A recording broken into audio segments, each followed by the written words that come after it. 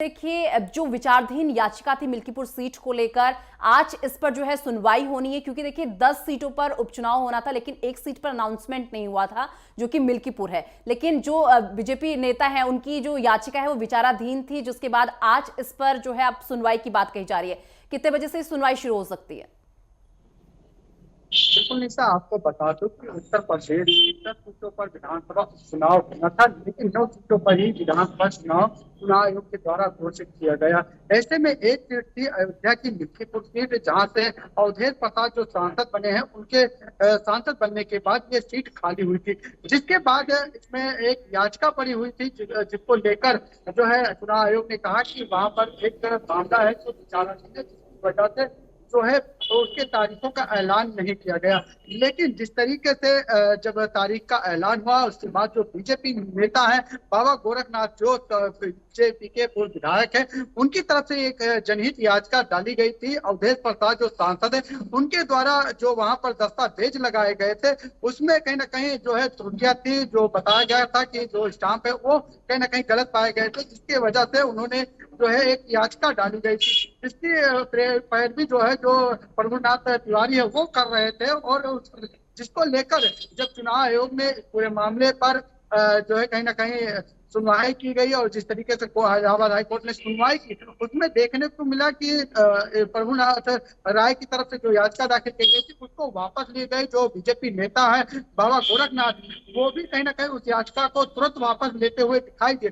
जिसके बाद इस पूरे मामले की जो है तेजी से सुनवाई की गई। फिलहाल जो है जो समाजवादी पार्टी के तमाम अधिवक्ता हैं, उनके ऊपर आरोप बीजेपी के नेता के द्वारा लगाया गया कि 12 वकीलों जो है उन्हें घेर लिया, इसके बाद याचिका वापस न लेने के लिए भी दबाव बनाते हुए दिखाई दे। यानी कि यह माना जाए निशा की जिस तरीके से जो मिल्कीपुर सीट है उस पर चुनाव होना था, लेकिन कहीं ना कहीं एक तरफ जहां समाजवादी पार्टी वहां पर जीत का दावा करती हुई दिखाई दे रही थी, उनकी जो है बीजेपी वो सीट हार रही है, जिसकी वजह से वहां पर चुनाव नहीं हो रहे हैं। ऐसे में कहीं ना कहीं जो है समाजवादी पार्टी एक तरफ आरोप लगाती हुई दिखाई दी, लेकिन जब बीजेपी नेता बाबा गोरखनाथ ने याचिका को तत्काल दूसरे दिन, यानी कि चुनाव की तारीखों का ऐलान होते ही दूसरे दिन जिस तरीके से उन्होंने याचिका वापस ली, उसके बाद कहीं ना कहीं बीजेपी भी आरोप लगाती हुई दिखाई दी कि 12 वकीलों की फौज खड़ी कर दी गई कि वह याचिका वापस ना हो। जिसके बाद कोर्ट ने इस पूरे मामले पर सुनवाई करती हुई दिखाई।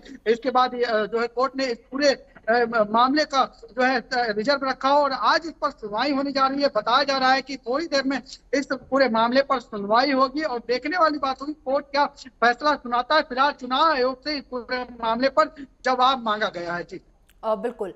देखिए, जिस तरीके से अगर लोकसभा की हम बात करें, वहां का जो परिणाम रहा अयोध्या को लेकर, उसके बाद मिल्कीपुर सीट काफी अहम हो जाती है, क्योंकि देखिए इस सीट पर कोई अनाउंसमेंट नहीं हुई थी, जिसके बाद विपक्ष बार बार कह रहा था कि जो बीजेपी है वो इस सीट से घबराई हुई है, इसकी वजह से इस सीट पर अनाउंसमेंट नहीं किया गया है।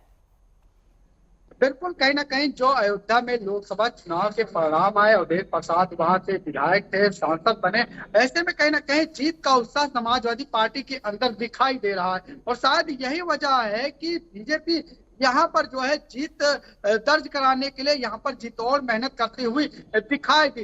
फिलहाल यहाँ पर जो जनहित याचिका पड़ी हुई थी इलाहाबाद हाई कोर्ट की लखनऊ बेंच में, उस पर कहीं ना कहीं जो है चुनाव आयोग ने कहा कि ये विचाराधीन है, इस मामले पर चुनाव नहीं हो सकता है, इस सीट पर चुनाव नहीं हो सकता है। और शायद यही वजह है कि दूसरे दिन ही जो बीजेपी के नेता है बाबा गोरखनाथ, जो बीजेपी के जो है विधायक भी रह चुके हैं, ऐसे में उन्होंने तत्काल अपनी ये पहले दिन तो उन्होंने प्रतिक्रिया जाहिर की कि अगर इस तरीके का मामला अगर होता तो शायद वो पहले ही इस याचिका को वापस ले सकते, जिससे कि वहां पर चुनाव हो सके। लेकिन जब चुनाव आयोग की टिप्पणी है उसके बाद बाबा गोरखनाथ जो बीजेपी के नेता है, उन्होंने कहीं ना कहीं अपनी याचिका को दूसरे दिन वापस लिया। लेकिन समाजवादी पार्टी की तरफ से भी कहीं ना कहीं जो है 12 वकीलों के द्वारा आरोप लगाया गया कि कहीं ना कहीं जो बीजेपी के जो याचिकाकर्ता थे उनको घेरने की कोशिश की गई, मामला वापस ना लेने के लिए दबाव बनाया गया। एक तरफ जहां बीजेपी वहां पर जीत हासिल करने की बात कह रही थी, तो वहीं समाजवादी पार्टी के वकीलों के द्वारा वहां पर दबाव बनाने के भी आरोप लगे हैं। फिलहाल अब यहाँ पर जो है आज सुनवाई होनी है इलाहाबाद हाई कोर्ट के लखनऊ बेंच पे। क्या फैसला कोर्ट सुनाता है ये देखने वाली बात होगी, लेकिन हाँ ये जरूर कहा जा सकता है कि चुनाव आयोग से इस पूरे मामले पर कहीं ना कहीं जवाब मांगा गया है कि आखिर क्या वजह रही कि तारीखों का ऐलान यहाँ पर नहीं किया गया है। फिलहाल देखने वाली बात होगी कि चुनाव आयोग अपनी तरफ से क्या यहाँ पर दलीलें रखता है, लेकिन हाँ ये जरूर कहा जा सकता है एक तरफ जहां जीत से उत्साहित समाजवादी पार्टी मिल्कीपुर जीत पर जो है सवाल कहीं ना कहीं खड़ा करती हुई दिखाई दे रही है, तो वहीं बीजेपी भी कहीं ना कहीं सवाल खड़ा करती बिल्कुल। और हुई अभी दिखाई देखना दे बड़ा रही है दिलचस्प होगा कि आखिर क्या कुछ इस सुनवाई में निकलकर सामने आता है। फिलहाल बहुत शुक्रिया लालचंद हमारे साथ जुड़ने के लिए और ये तमाम जानकारी हमारे दर्शकों तक पहुंचाने के लिए।